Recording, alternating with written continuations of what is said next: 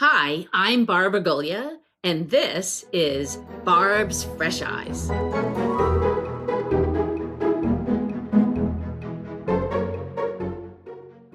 I'm here today to talk about my favorite topic, getting unstuck, with Nicole Treiman, an old friend who I worked with for many years at American Express and who has had this tremendous career trajectory and is now a president at Bilt, which is a really interesting concept about expanding rewards to your base expenses like rent and mortgages. So welcome, Nicole. Thank you so much for making the time today.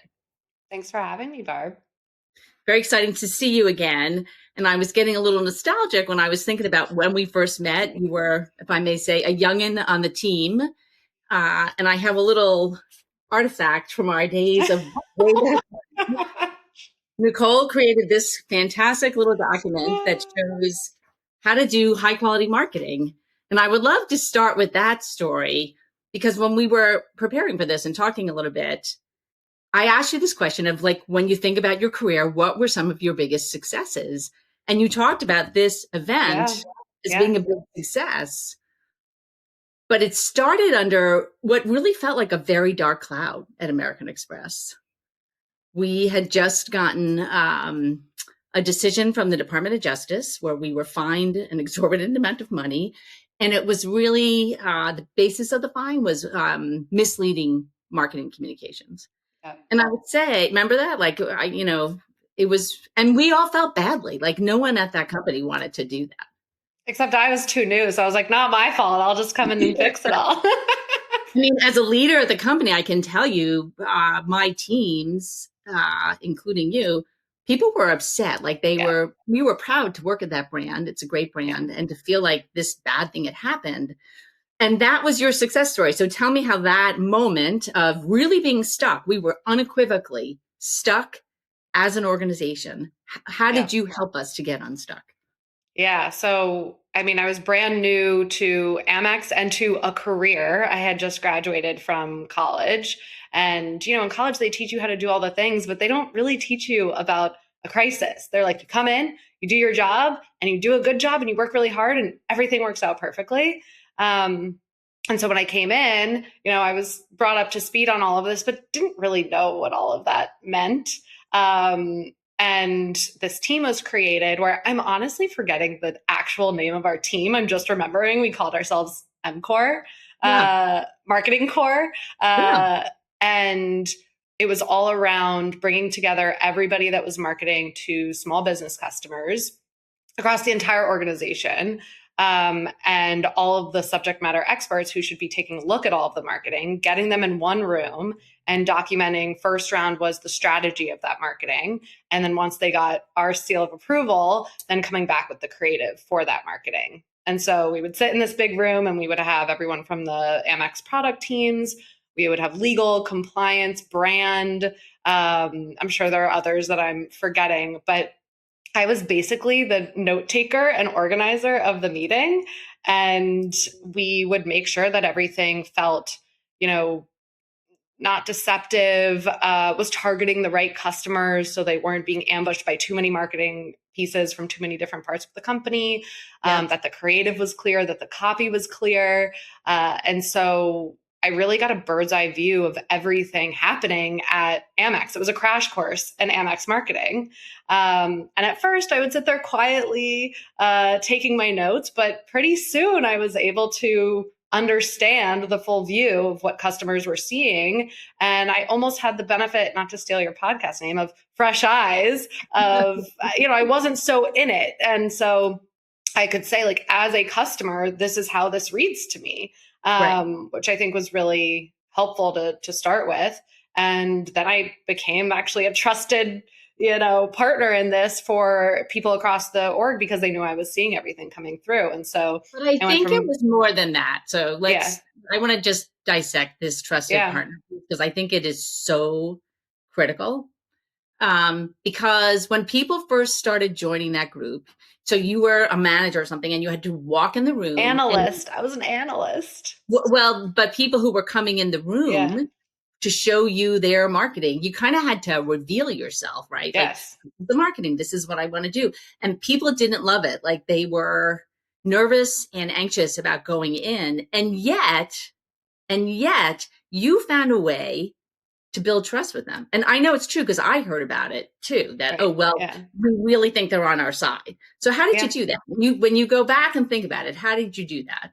Build Yeah, trust. I think there was always so much fear around having legal review, what you're doing. And because we created this forum that was everybody and we're here to help you, and we know this is a little bit of a dark time. To your point, there was a lot of fear around what was going on and will I Right. even be able to market this product? And so we framed the meetings more as a enablement session of not like, do not pass go, but more of let's work with you. We have all the people in the room, so you don't have to wait for 7 different people to answer an email or go through a process. We're doing this to unblock you so that when you actually want to get this piece to market, you've gotten everyone's opinion already, you have their approvals, and it's people from around the org who have weighed in. It will be the best possible piece of marketing and it won't get us into trouble. And it will help the customer because we're all coming from it from a very customer centric, I think that was your term, kind of lens. And so I think people felt at ease once they heard what we had to say. It wasn't just a questioning session. It was, let's really get to the bottom of what you're trying to achieve. Does this achieve it? Does everybody feel good about it? Great. Let's go live. And how much do you think? So what I'm hearing also is there was a lot of structure. We added structure to what Yeah. kind of felt like a haphazard process. Like you Yeah. submit this thing to legal and you submit this thing to brand and compliance and all that stuff. So what was the power of structure in that situation? Because I think you were a big creator of the structure. Yeah. Yeah. I think breaking it into strategy and then into creative was really important because I think sometimes people were going too quickly to, I need to write the copy and have the creative and get it done because it takes a long time. But I think that process was really spread up by starting with strategy. What are you trying to achieve? What are your goals? Who are you trying to reach? What are you trying to get across? What are your partner goals? If there was a partner involved, many times there was. And creating that structure of thinking through the marketing ended up actually making it a much faster process. Having everybody in the room at one time and going one by one and saying, okay, product, how do you feel about this going to your customers? Legal, how do you feel about this is it clear? Compliance as well. And then brand, does it fit with the Amex brand? Does this feel like us? Does it feel like Amex, or is it going to feel random and potentially hurt the perception of the brand? And so going through it in that structured approach made it so that we could get all of the point of view and then come together and say, okay, what is the cohesive piece of marketing that we're going to market with, rather than, to your point, just being like, I made a thing with just one person, maybe 2 people's point of view, and now it was sent to customers and let's hope for the best. I think there's also something there that I think you've pulled forward a little bit in this idea of building on momentum. Because when I look at this book, we have results in here that says, oh, we're getting more approvals and we're getting more of this. How important do you think is like building on momentum in that Yeah. scenario? Yeah. I mean, we all didn't really know what we were creating when we started with MCore. We knew we had to get everybody in a room. We knew we needed to do something to fix the issue and not have it happen again. And so I think as we started to see these results and see it work and tweaking the process a bit to say, okay, we need to make sure we can't hold the meeting if not everybody is there, because then, we don't have the momentum that we need. And then once people started to actually kind of enjoy it, we would throw like fun events. And to your point, we would send out kind of stats of how it was working. We did wear capes one day. We did wear capes. We had fun with it. And so I think we were building on the fact that we're moving marketing through this flow. We're getting out from under this kind of dark cloud, as you said. Let's make it fun, but let's also show results. Like by taking it through this process, we are getting faster to market creative. We are getting better results from a conversion perspective because we've built in this process, which sounds scary and slow, but we've done that to actually make ourselves go faster, which sometimes can be a bit counterintuitive. And there is a way that process can be become, something that causes slowness. But I think we were really careful to not make it that way. And when somebody had an urgent deadline or needed to get in sooner, we made sure to accommodate that and not be too rigid in how we were kind of thinking through all these different pieces of marketing. So pull forward, how many times have those sort of basic success pieces, trust, some process, but like some flexibility with the process, and really anchoring on the customer, I'm obsessed. Yeah.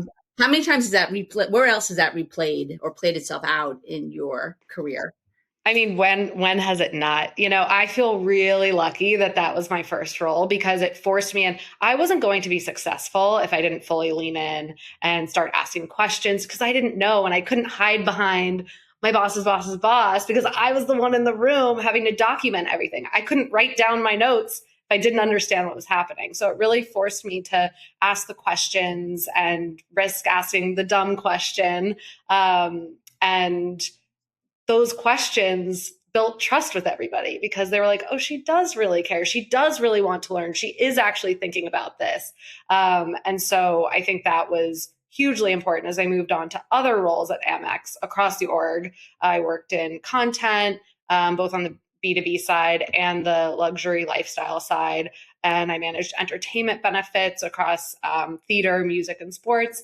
And so because I had that benefit of building trust across the org, a lot of people I had met during that time in MCOR, I came to work with later in life. I've even been in touch with since then. And it really helped to build credibility, but also build the muscle to build credibility as I moved on to all of these other roles and show me the power of asking the question and getting the right group together instead of just assuming the right people had weighed in on the thing, looked at the thing.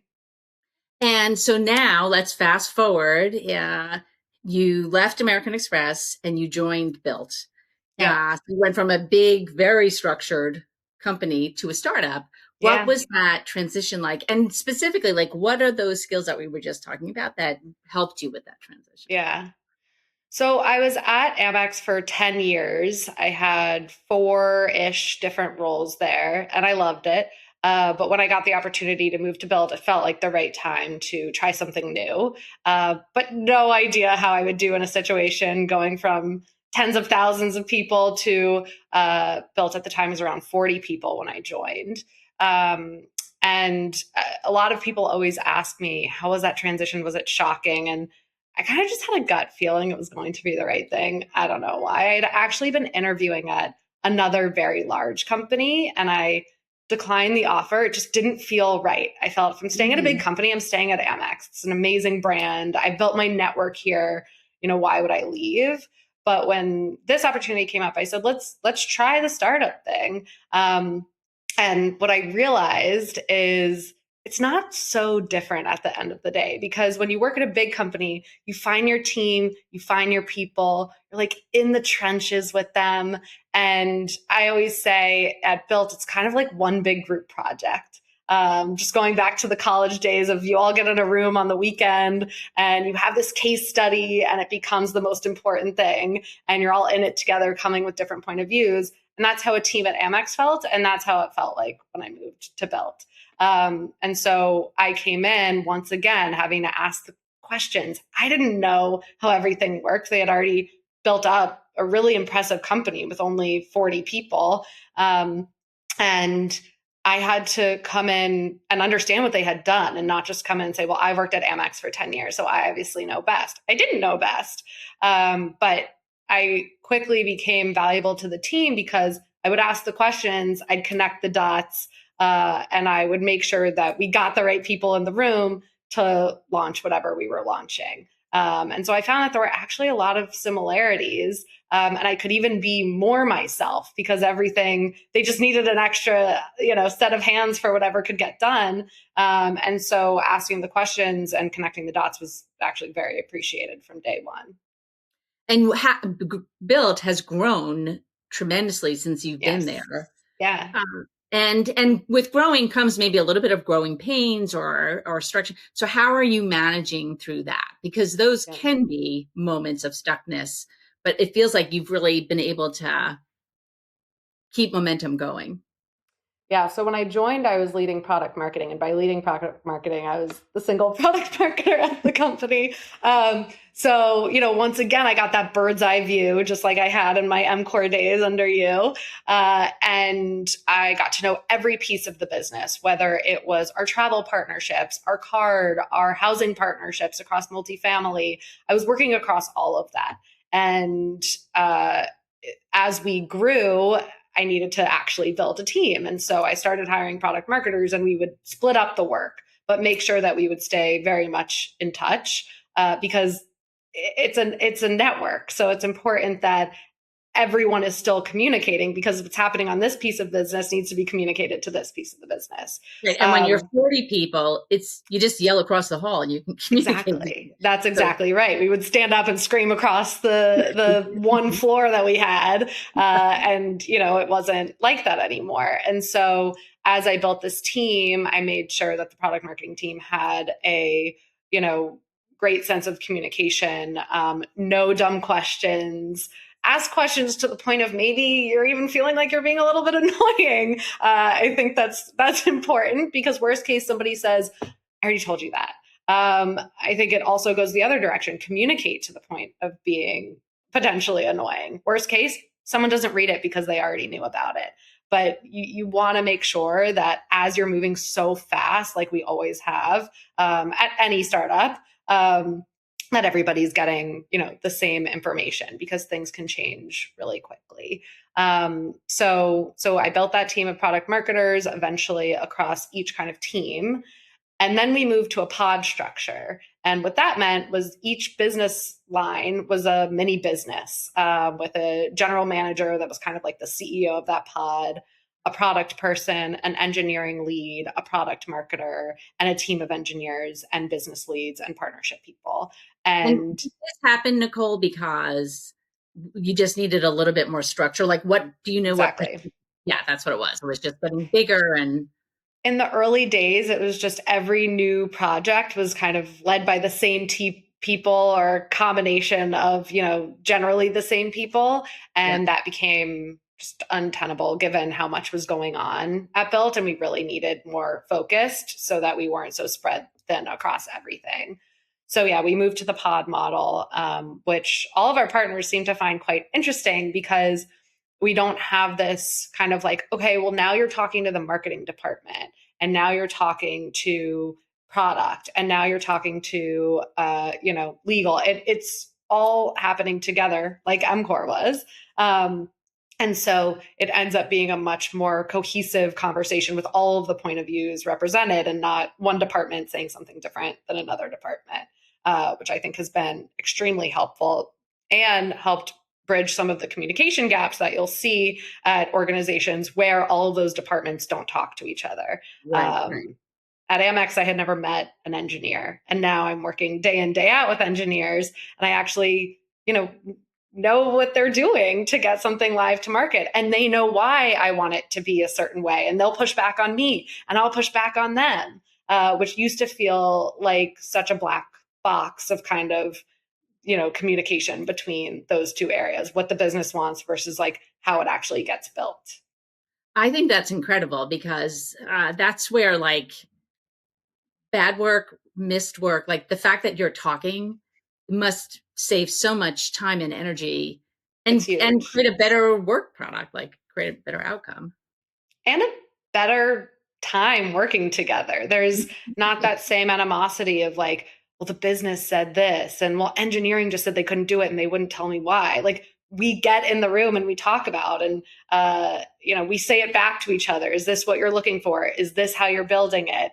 And so I think it's given us all the opportunity to feel like we have a hand in the end-to-end product, instead of just being like, well, my part's done, I'm passing it over now, and you're getting your part done. And if your part gets messed up, that's your fault. There's accountability across the org, because you are all involved in the same conversation and decision-making process.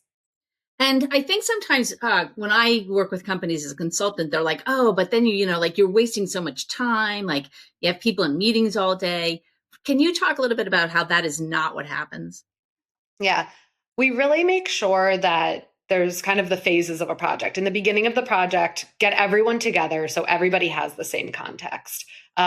We have certain meetings that occur on a regular basis that aren't just, let's have a weekly, just have a weekly, because I think that's where there is a lot of wasted time, Yeah. but very defined purposes for why you have that meeting. And I think one of the most important meetings we have is we have a product review, with each pod and our CEO. And in that product review, you go through all of the priorities, all of the designs, all of the major engineering decisions that need to happen. And it all happens in one room at that time. And sure, if you need to talk again, you throw time on the calendar and talk again, or you gather around people's desks and you talk again. But because you have everyone together, there's not a meeting about the meeting, about the meeting, about the meeting with different combinations of people. I mean, does it happen sometimes? Sure. But we really err on the side of, if we're in a room and someone's not there, we ping them and say, hey, why don't you come in there? Or can I call you in? Because having everyone in the room at one time, so it saves so much time later down the road, so that you don't have to regroup a million times on the same thing. And Yeah, I think then, this is like myth busting, like this yes, notion yeah, of these meetings are just sucking your calendar dry. No, no, no. right, If they're purposeful right, and with clear intention, like we're going to review all the products and see where everything is and input yes, in the moment, they yes. can really be a tremendous time saver.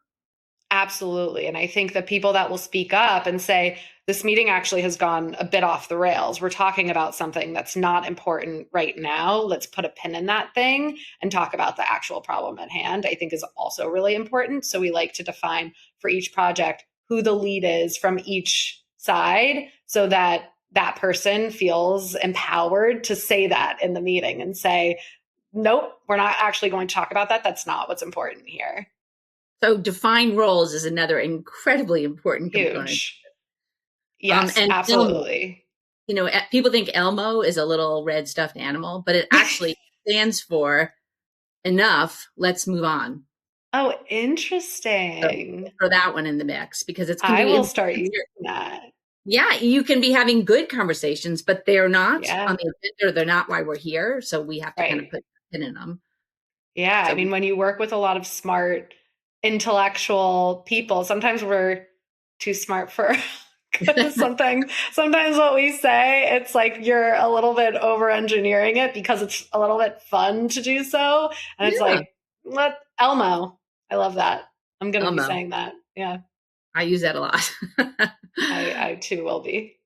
So I wanted to just go back to role clarity and also when we were talking the other day about engineers, like engineers sometimes speak a different language. How did you bridge that gap? Yeah. I think because we're in the same room together, we've all learned kind of a shared language. I have one engineer on my team who loves to give me examples. He likes to use like a Subway sandwich store as an example. We'll be like, so we start with the bread, and if we get different bread, this is what happens. And if we get different meat, this is what happens. And so we kind of have fun, like we laugh about it, that will give these examples. And then I have someone else on my team that likes to say, let me say that back to you. And she'll kind of explain her understanding of the engineering problem because they may be using more technical language. And she's like, I think I know what you're talking about, but let me say it back to you. And I think that's really helpful too, because it gives the engineer the opportunity to say, that's not right, or you have it exactly right. And then it becomes fun because everybody's like, I did it, I understand it. And I think for engineers, they like to send examples of, what they've seen in market that they think would be good for us to do. Or they'll, explain why they think the requirements actually won't meet the needs of the customer, which I think is really helpful. Everyone is a marketer because everyone is a customer and knows Right, what they respond well to. So just right. because you don't have a marketing degree or haven't worked in it, everyone should be able to voice their opinion about that. And what engineers are doing are really building the customer experience. So I think if the flow doesn't sound like it will be right for the customer, marketers or business people have, the opportunity to say that back to them as well. So yeah, we do a lot of sharing and, pulling up a screen, pulling up a diagram so that we make sure that that translation layer isn't breaking down over words, but sometimes you really need to be looking at something together. That's amazing. And I imagine it benefits the customer experience because you're like, okay, that experience makes sense. But as a marketer, to really understand what the experience is like, it just makes you a better marketer. Like you're more Yeah, able to really articulate, this is what you're getting, this is what we're right. delivering. Right. And understanding why something might be slow or, it's because there's so many layers of information being passed from the back end to the front end. And that's something that is very freeing to understand the why behind something not working instead of just being like, it's not working. I don't know what's happening. It's not working. But to be able to pinpoint why it might be showing the wrong thing, moving really slow, going to a dead link, understanding that is hugely empowering for someone that doesn't have an engineering background. So that's been really helpful. It must drive much faster issue resolution as well. Like Yes. you'll know where to look. It's kind of like you know where to Yes. hunt. You know where to hunt, and it, like I said, becomes a little bit fun because you're like, am I an engineer?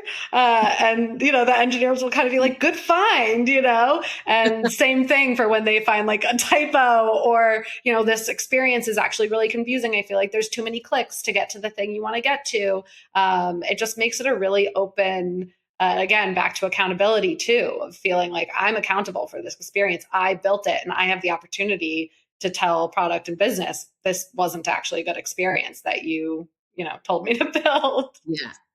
This theme of fun keeps coming up over and over again. Yeah.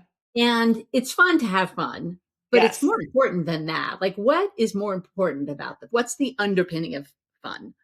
Yeah. I mean, at Bilt, we're 5 days a week in the office. So it's really important that we're having a good time while Yeah. we're there. And, work gets a bad name for, I have to work, I have to do all these things that someone told me to do. But if you look at it at, gaining knowledge along the way and understanding how things work, I think that's fun. That's why games exist. That's why puzzles exist. You want to challenge your brain. And when you break the barriers of saying, well, that actually isn't something for you to understand, that's not your job, then it becomes fun because you get to understand the whole process of how we build whatever we're building and how it comes to life, what it drives. Back to my little MCore results deck. I think it's making sure that your brain is engaged and excited about something than working, extra hours or extra days or on something that maybe wasn't in your original remit becomes fun because it's kind of a shared goal and something you're all working towards together and understanding new ways of thinking along the way. And then, of course, there's the personal element too of now you're spending so much time together, you understand what people like to do, you learn about their families. It becomes kind of a really nice shared experience across people you may have never encountered in life if you hadn't worked with that person. I'm a very big believer in this notion of fun. There was a moment at American Express where I quit. It was like the shortest quit on record. It was like 6 months. And when I came back, a bunch of people sent me lovely notes to say, we're so glad you're back. We really missed your fun. And they kept saying fun. And I was kind of getting my back up because I'm like, I'm a very good marketer and I'm very analytical, but no one said that. What they said was, we missed your fun. And I remember my husband saying, people want to work with people that they can have fun with. It matters. It makes going to the work exciting instead of like a drain. So it Right. sounds like you really hit on to this and you're pulling forward all of these things that you've learned along the way. Well, yeah, I mean, you were my first, leader ever in my career. So I think it's lucky for me, it's all I knew. And so if that wasn't there, that would feel very unnatural to me. But yeah, I mean, you let us run around the office in capes and call our team MCore. So that was fun.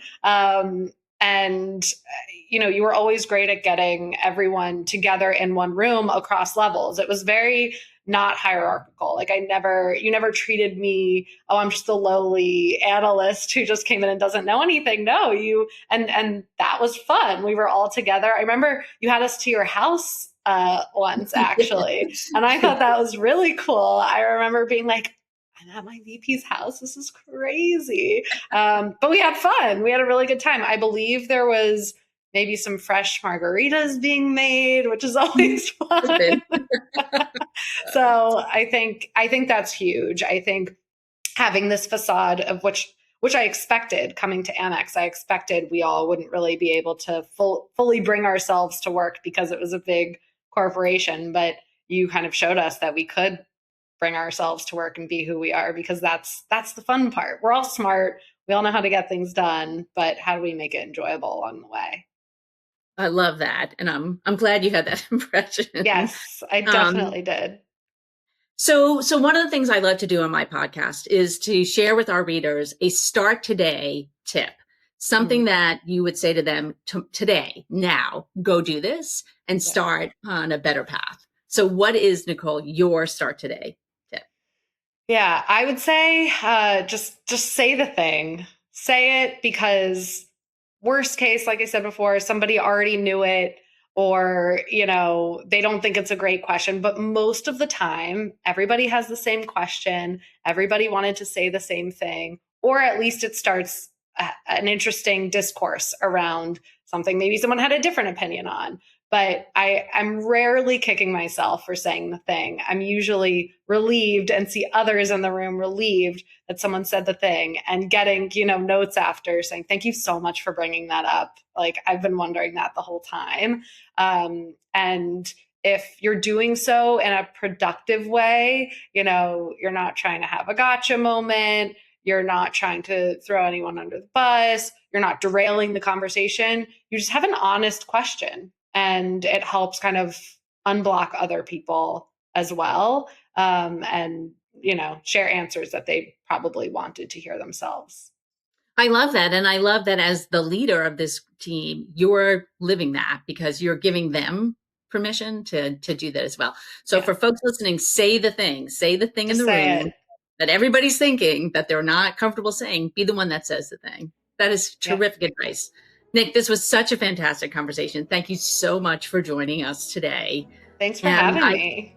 I'm thrilled to have you. And I love watching your success, and I can't wait to continue watching where you're headed. Oh, thanks, Barb. Thank you so much. That was such an interesting and inspiring and fun conversation with Nicole Treiman. Nick, thanks so much for joining us today. I really love so much of what we talked about, especially the say the thing, your start today suggestion, where you really be the person in the room that says what many might be thinking but aren't comfortable saying. What Nicole didn't say, but I think is also very true, is the reason she can say the thing is because people trust her, they have confidence in her, and know that she's a person that creates a lot of fun and energy in her work. So they feel safe to say the thing. And this thing about fun is really important to me. I love having fun. We spend so much time at work. So of course you want to have fun. It's such a terrific way, whether you're wearing capes in an office or doing something else, to feel more connected to your team and your colleagues and your partners. So really think about how you can bring fun into the office. We spend a lot of time there. Let's do it. Thanks so much to you for listening today. And remember to please share this podcast with others that this might be valuable to. And also remember to keep leading with fresh eyes.